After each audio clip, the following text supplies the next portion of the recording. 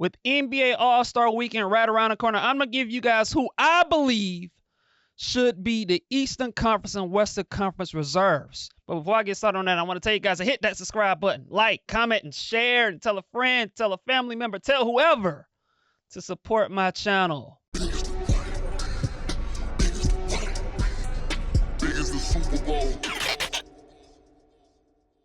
And today I'm going to give you guys who I believe should be the Eastern Conference and Western Conference NBA All-Star reserves.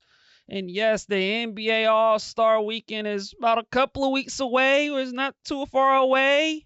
It's a lot of great basketball that's been played this season. A lot of great individual performances and seasons that's been displayed. And look, man, I'm going to give you guys my thoughts. You know, who I believe should be the NBA and who I believe should be the NBA All-Star reserves from the Eastern Conference and Western Conference. And look, man, for those of y'all that don't know, you know, the Eastern Conference starters and the Western Conference starters were already named.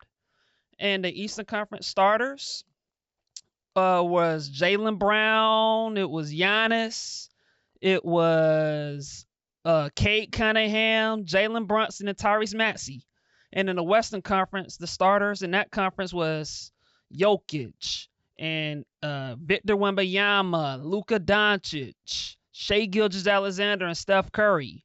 You know, and so, you know, those are the starters of each conference. And with that out of the way, man, I'm gonna give you guys my reserve, who I believe should be the reserves of each conference. And I'm gonna start with the Eastern Conference. In my opinion, the reserves in the Eastern Conference should be the first guy I have, Donovan Mitchell.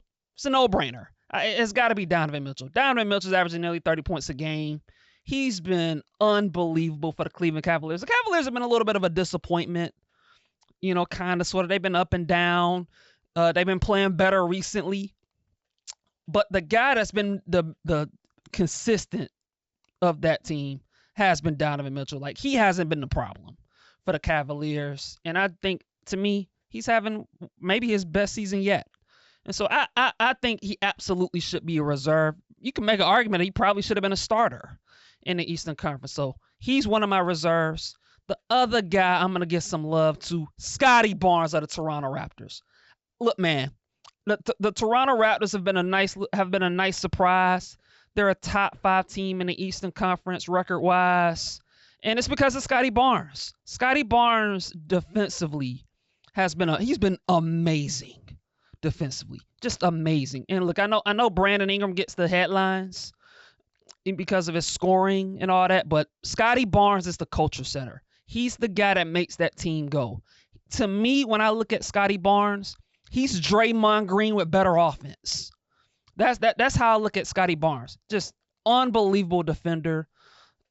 In my eyes, if the season ended today, Scottie Barnes would be my defensive player of the year, just for the season he's having and how he's lifted up that Toronto Raptors team defensively. And so I got Scottie Barnes on that list as far as being a reserve. Jalen Duren of the Detroit Pistons, I got to put him on there. The Pistons have the best record in the Eastern Conference. They're the second best record in the league. And a big part of that is Jalen Duren. You know, Cade Cunningham gets the headlines, and deservedly so, but Jalen Duren doing this thing, averaging 17 and 13, double-double guy. A physical presence on defense, on the glass. He has a nice little face-up game, taking you off the dribble. He's made some real improvements in this game, and he's a big part of why the Pistons have the record that they have. So I got him on there. The other guy I got on there, and look, man, I'm not gonna forget about this dude, man. My man of my Atlanta Hawks, Jalen Johnson. Jalen Johnson absolutely should be an all-star. Absolutely. A dude averaging 23, 10, and 8. On 50% shooting and 35% from 3. Absolutely. Jalen Johnson, the dude is super versatile, all-around player, a guy that's improved so much. His shooting has gotten better. His creation off the dribbles gotten better. You know, 3-level scorer, elite transition threat, can take the ball to the basket, athletic, leads I think he's second in the league in defensive rebounds.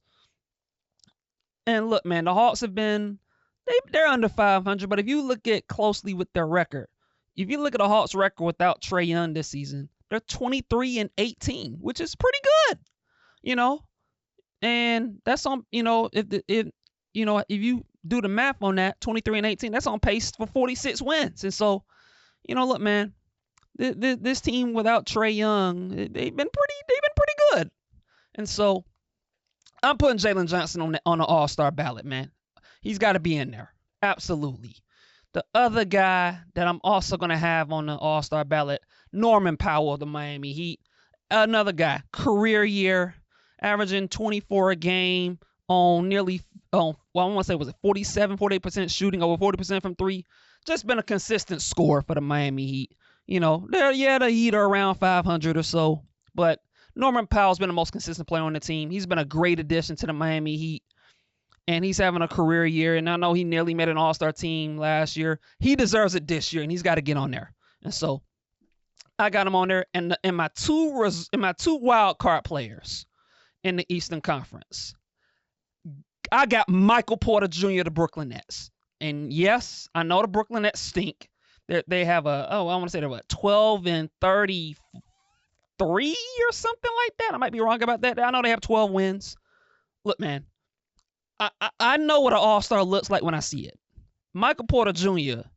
has absolutely been an all-star. You look at his numbers. You look at a guy that's averaging over 27 points a game. You look at a guy that's averaging nearly 50% shooting.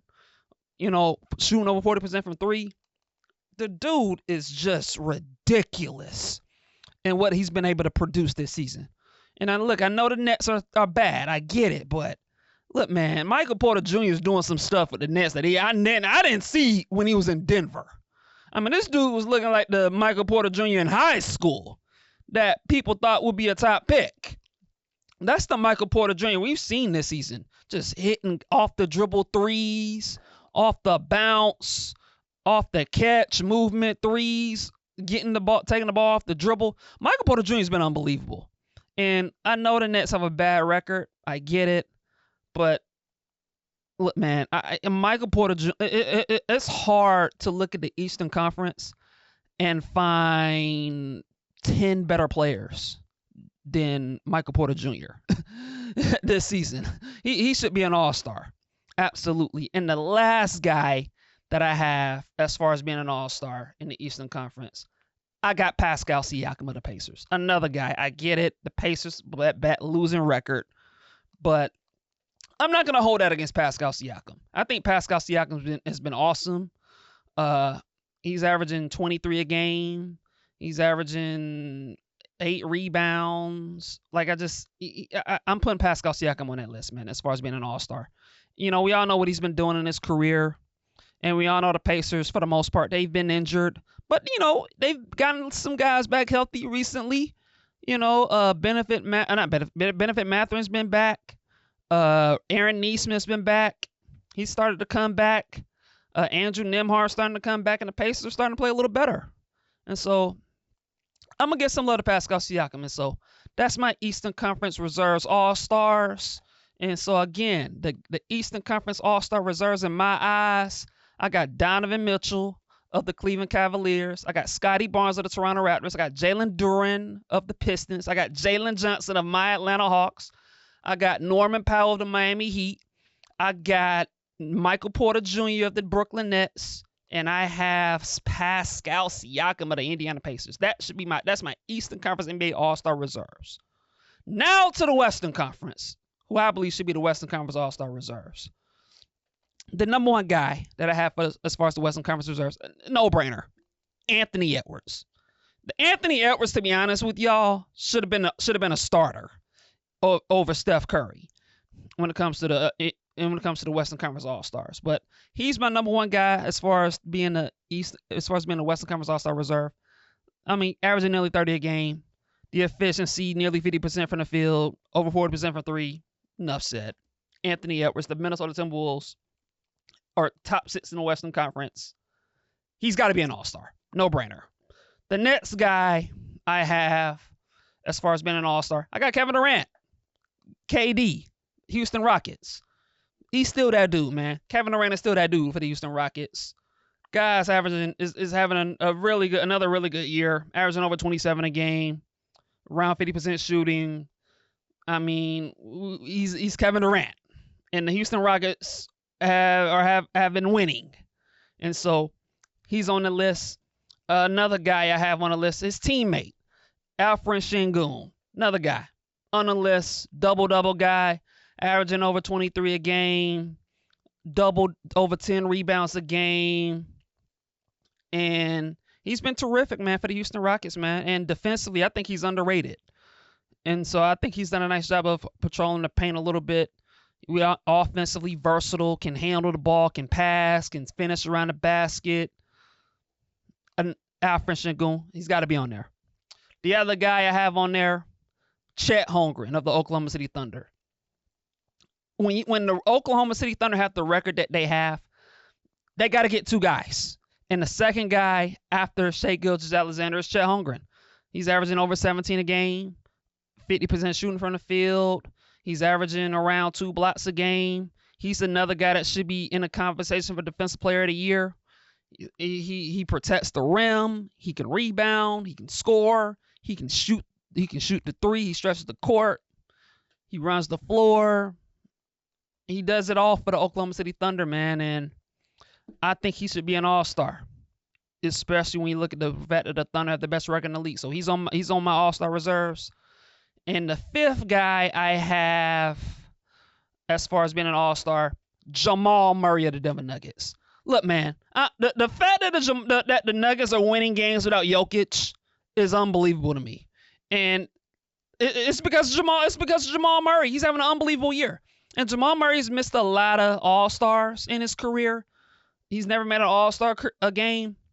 This time, I believe that's going to change.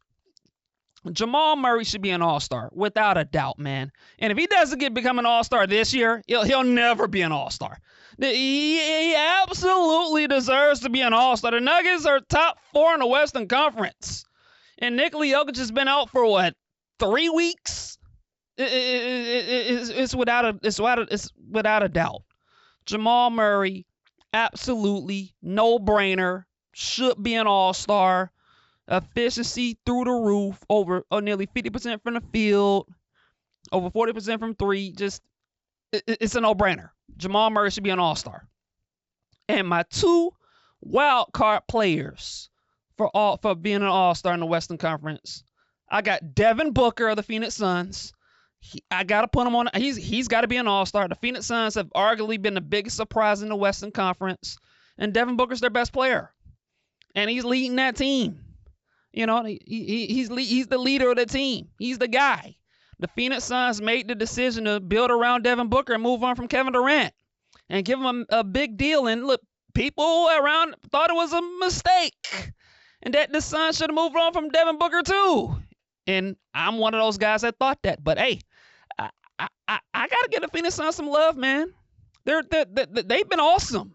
They have an identity. They play hard-nosed defense. Dylan Brooks has been amazing, and Devin Booker is the leader. He's their number one scoring option, and so I'm gonna give Devin Booker some love, man. I think he should be an all-star this year, without a doubt, man. And the last guy I have on my list, as far as being an all-star reserve, is Portland's Deni Avdija. That's right, I got Deni Avdija being an all-star. I got him. Averaging around 27 points a game. The Portland Trail Blazers are around 500. Ninth in the Western Conference. And you look at the numbers he's putting up, man. Like it's incredible.